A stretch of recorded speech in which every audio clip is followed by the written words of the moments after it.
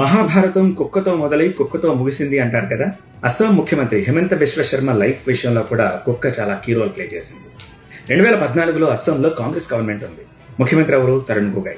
అప్పుడు హిమంత బిశ్వ శర్మ కాంగ్రెస్ లో ఉన్నారు, మంత్రి కూడా. తరుణ్ గొగోయ్ హిమంత బిశ్వ శర్మను తీసుకుని రాహుల్ గాంధీ దగ్గరికి వెళ్లారు. కేవలం వీళ్ళిద్దరే కాదు, అప్పుడు ఈశాన్య రాష్ట్రాల వ్యవహారాలను చూసే కేంద్ర మంత్రి CP Joshi, Assam PCC chief Anjan Dutta సైతం వెళ్లారు. వెళ్లి కూర్చున్నారు. వీళ్ళకి చాయ్ బిస్కెట్లు ఆఫర్ చేశారు. కొద్దిసేపటికి రాహుల్ గాంధీ వచ్చారు. రాహుల్ గాంధీ వీళ్ళు మాట్లాడడం మొదలు పెట్టారు. వీళ్ళు బిస్కెట్స్ తింటున్నారు. ఈ లోపు రాహుల్ గాంధీ పెంచుకుంటూ ఉన్న కుక్క అక్కడికి వచ్చింది. ఆ కుక్క రాగానే రాహుల్ గాంధీ సబ్జెక్ట్ నుంచి డీవియేట్ అయ్యి దాన్ని ప్యాంపర్ చేయడము, దాంతో ఆడడము, వీళ్ల వైపు చూడకుండా మాట్లాడడం లాంటివి చేశారట. కొద్దిసేపటికి ఆ కుక్క టేబుల్ మీద ఉన్న వీళ్ల కోసం పెట్టిన ఆ బిస్కెట్లు తినడం మొదలెట్టిందట. వీళ్ళు అవే బిస్కెట్లు తీసుకుని తింటున్నారట. ఎవరు?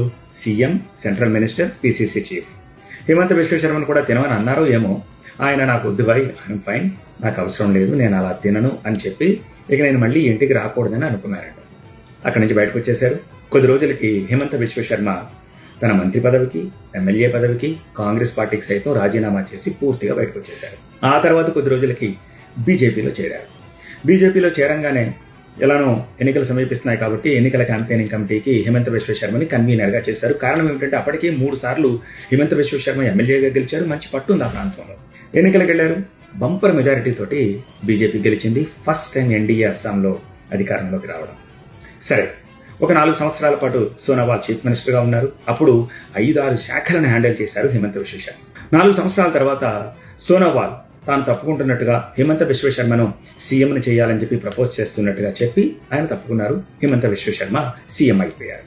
ఆ తర్వాత 1 సంవత్సరానికే ఎన్నికలు వచ్చాయి. మళ్ళీ ఆ ఎన్నికల్లో గడచిన ఎన్నికల కంటే మంచి రిజల్ట్స్ తోటి మళ్ళీ అధికారంలోకి వచ్చింది బీజేపీ.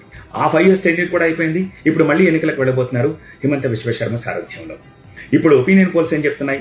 ఆ 2 సందర్భాల కంటే కూడా ఈసారి ఎక్కువ సీట్లు వస్తాయని చెప్పేసి ముక్తకంఠంతో చెప్తున్నాయి. నిజానికి ఈ విషయం, ఏది ఈ కుక్క విషయం, హిమంత బిశ్వ శర్మ చాలా రోజుల క్రితమే చెప్పారు. మీలో చాలా మందికి కూడా తెలిసే ఉంటుంది. కానీ ఇప్పుడు కొత్తగా ఏం తెలిసింది? అప్పుడు నేను ఒక్కడనే లేను, చీఫ్ మినిస్టర్ తరుణ్ గొగోయ్ ఉన్నారు, సిపి జోషి సెంట్రల్ మినిస్టర్ ఉన్నారు, అంజన్ దత్తా పిసిసి చీఫ్ కూడా ఉన్నారు అని చెప్తున్నారు. మరి ఆ రోజు ఆ విషయం బయట పెట్టినప్పుడు ఇది రాంగ్ అయితే వీళ్ళ ముగ్గురు ప్రస్తావించాలి కదా. సరే, ఇప్పుడు ప్రస్తావించడానికి అటు తరుణ్ గొగోయ్ లేరు, అంజన్ దత్తా లేరు, ఇద్దరు కాలం చేశారు. సిపి జోషి బ్రతికే ఉన్నారు. ఆయన దీన్ని ఖండించాలి ఇఫ్ ఇట్ ఈస్ రాంగ్. కానీ ఆయన దాన్ని ఖండించట్లేదు, which means it is right. ఒక కుక్క ఒక రాష్ట్రంలో ఆ పార్టీ అధికారం కోల్పోయేలా చేసింది. ఒక ఆత్మాభిమానం కలిగిన టాలెంట్ ఉన్న యువ నేతని కుసంస్కారంతో, అనాలోచిత చర్యతోటి దూరం చేసుకుంటే ఆ పార్టీ ఎలాంటి మూల్యం చెల్లించుకోవాల్సి వచ్చిందో ఇదొక మచ్చుతున్నది.